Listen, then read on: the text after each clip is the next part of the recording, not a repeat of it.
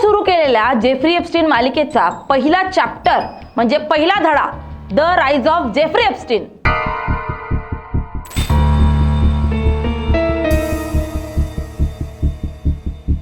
Drop out ते अब्जाधीश network builder, elite वर्तुळात प्रवेश कसा मिळवला. जेफ्री एप्स्टीनची गोष्ट ही पारंपरिक व्यवसाय कौशल्याची नसून calculated social engineering, charm, manipulation आणि पॉवरफुल लोकांपर्यंत पोहोच मिळवण्याच्या रणनीतीची आहे. ब्रुकलिन मधील वर्किंग क्लास कुटुंबातून सुरुवात करून जागतिक एलिट्सच्या वर्तुळात पोहोचलेला हा माणूस आर्थिक प्रतिभेपेक्षा नेटवर्किंग आणि इन्स्टिट्यूशनल लूपहोल्सचा मास्टर होता. त्यानं पैसा कमवण्यापेक्षा वर्चस्व मिळवण्यावर जास्त भर दिला आणि त्यातूनच त्यानं आपली शॅडो एम्पायर उभं केलं. 20 जानेवारी 1953 रोजी ब्रुकलिन मधील सी गेट येथे जन्मलेला जेफ्री एप्स्टीन हा वर्किंग क्लास कुटुंबातील मुलगा होता. त्याचे वडील न्यूयॉर्क पार्क्स डिपार्टमेंट मध्ये गार्डनर होते. लहानपणापासूनच त्याला मॅथमॅटिक्स आणि पियानो मध्ये विशेष उत्सुकता होती. तो अत्यंत हुशार असल्यामुळे त्यानं काही ग्रेड स्किप केले. लफायते हायस्कूल नंतर त्यानं कूपर युनियन मध्ये प्रवेश केला आणि त्यानंतर 1969 ते 1971 दरम्यान न्यूयॉर्क युनिव्हर्सिटीच्या कॉरंट इन्स्टिट्यूट मध्ये मॅथ्स आणि फिजिक्स शिकवण्यासाठी गेला. मात्र त्याने कोणतीही डिग्री पूर्ण केली नाही. 1974 मध्ये वयाच्या फक्त 21व्या वर्षी कोणतीही डिग्री किंवा टीचिंग क्वालिफिकेशन नसताना एप्स्टीनला मॅनहॅटन मधील एलाइट डाल्टन स्कूल मध्ये मॅथ्स आणि फिजिक्स टीचर म्हणून नोकरी मिळाली. त्या काळात डाल्टन स्कूल ही अत्यंत महागडी आणि प्रतिष्ठित संस्था होती, जिथे ब्रॉनमॅन सारख्या श्रीमंत कुटुंबाची मुलं शिकत होती. त्यावेळी स्कूलचे हेडमास्टर डोनाल्ड बार होते, जे पूर्वी OSS मध्ये होते आणि US अटॉर्नी जनरल विल्यम बार हे त्यांचे वडील होते. डोनाल्ड बार अनकन्व्हेन्शनल हायर्स साठी ओळखले जात होते आणि त्याच धोरणामुळे एप्स्टीनला डाल्टन मध्ये प्रवेश मिळाला. डाल्टन स्कूल मध्ये एप्स्टीन कॅरिस्मॅटिक पण बाउंड्री पुशिंग म्हणून ओळखला जायचा. काही माजी विद्यार्थ्यांनुसार तो टीनेज मुलींशी फ्लर्ट करायचा, पार्टीजला जायचा आणि अट्रॅक्टिव्ह फिमेल स्टुडंट्स कडे विशेष लक्ष द्यायचा. 1976 मध्ये पुअर परफॉर्मन्सच्या कारणावरून त्याला स्कूलमधून काढण्यात आलं. मात्र डाल्टन मध्ये असतानाच त्याने एक महत्त्वाचा संपर्क जोडला. ॲलन एस ग्रीनबर्ग, जो बिअर स्टर्न्सचा CEO होता. एप्स्टीनने ग्रीनबर्गच्या मुलाला खाजगी शिकवणी केली होती आणि त्याच्या मॅथमॅटिकल ॲप्टिट्यूडमुळे ग्रीनबर्ग प्रभावित झाला. 1976 मध्ये एप्स्टीनला बिअर स्टर्न्स मध्ये असिस्टंट फ्लोअर ट्रेडर म्हणून नोकरी मिळाली. कोणतीही डिग्री नसतानाही वॉल स्ट्रीटवर त्यानं ऑप्शन्स ट्रेडिंग मध्ये जलद प्रगती केली. 1980 पर्यंत तो लिमिटेड पार्टनर बनला आणि हाय रिस्क आर्बिट्रेज डील्स मध्ये काम करू लागला. त्याची मॅथ स्किल मजबूत होती, पण त्याच्या करिअर मध्ये प्रोटेक्शन आणि मॅनिप्युलेशन ही तितकंच महत्वाचं होतं. त्यानं आपल्या एज्युकेशनल क्वालिफिकेशन्स बद्दल खोटं सांगितलं होतं, तरीही ॲलन ग्रीनबर्गने त्याला प्रोटेक्ट केलं. 1981 मध्ये SECच्या रेग डी व्हायोलेशन संदर्भात अनरजिस्टर्ड सिक्युरिटीज विक्रीचा मुद्दा समोर आला. इनसायडर ट्रेडिंग प्रोबच्या अफवा देखील होत्या. त्यानंतर एप्स्टीनने बिअर स्टर्न्स सोडले, मात्र तो $1 मिलियन पे आउट घेऊन बाहेर पडला. वॉल स्ट्रीट सोडल्यानंतर एप्स्टीनने इंटरकॉन्टिनेंटल असेट्स ग्रुप्स म्हणजेच IAG नावाची स्वतःची फर्म सुरू केली.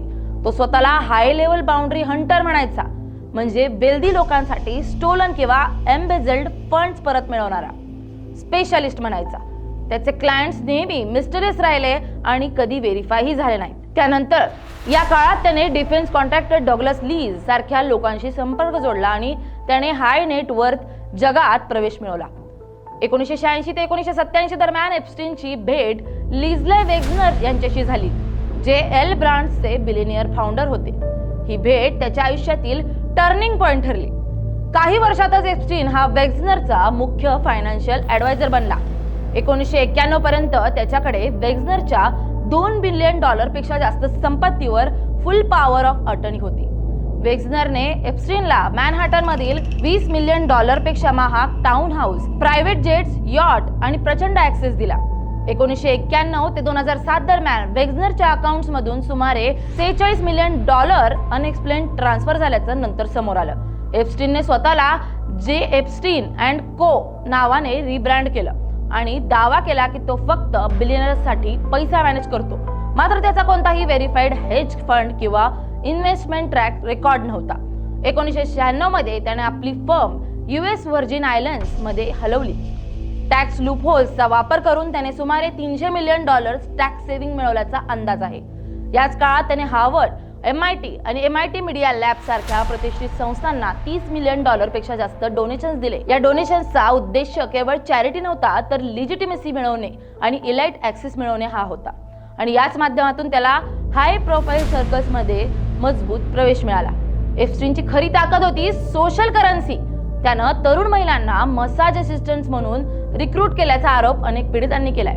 या महिलांचा वापर तो पॉवरफुल लोकांपर्यंत पोहोचण्यासाठी करत होता.